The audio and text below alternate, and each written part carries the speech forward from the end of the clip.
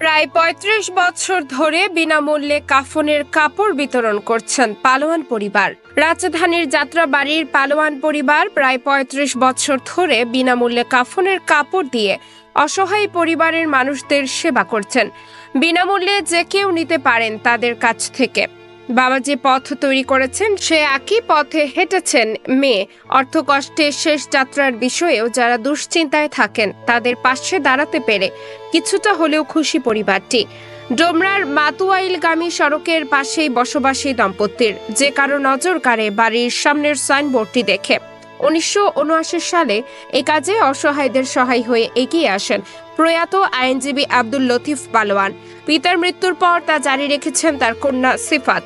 কোটি মানুষের এই শহরে মৃতদেহ দাফনের খরচ পড়ে যায় ১০,০০০ টাকারও বেশি। এই অর্থ জোগাতে অনেকেরই কপালে চিন্তার ভাঁজ পড়ে। স্বেচ্ছাসেবী সিফাতি ফেরদৌস বলেন, অনেকেই রেফারেন্সের মাধ্যমে আসলে, আবার এমনকি কেউ মৃত্যুর সংবাদ নিয়ে আসলে সঙ্গে সঙ্গে নাম ঠিকানা লিখে কাফনের কাপড় দিয়ে দেয়। মানুষদের কোনো ধরনের অস্বস্তিকর পরিস্থিতিতে পড়তে দেয় না, যাতে কষ্ট না পায়। সিফাত বলেন, ছেলেদের দাফনের ক্ষেত্রে কাফনের কাপড় দরকার হয় ৭ থেকে ৮ গজ। এক্ষেত্রে আমি একটু বেশি করেই দেই। আর মেয়েদের জন্য ৫ গজের দরকার হয়। মেয়েদের কাপড়টা আবার কেটে দিতে হয়। এই কাজটা আমি পারি। মাঝে মধ্যে বাসার পাশের কিছু ভাই বোন এসে সাহায্য করে। তিনি চাইলে পারতেন বাহারি পোশাক কিংবা আড়ম্বরপূর্ণ জীবনযাপন করতে, কিন্তু তার বিপরীতে বাবার দেখানো পথটিকেই ভালোবেসেছেন মেয়ে সিফাত। এই কাজের সঙ্গে পেয়েছেন তার স্বামীকেও। তাদের জমানো টাকা দিয়ে চলছে এই কার্যক্রম।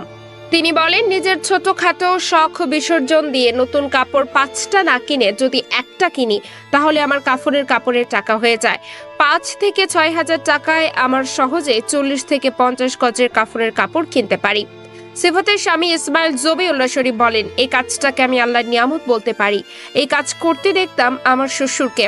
তিনি কাফনের কাপড় কিনে অসহায় পরিবারের মানুষদের দান করতেন। এটা আসলে ভাগ্যের ব্যাপার।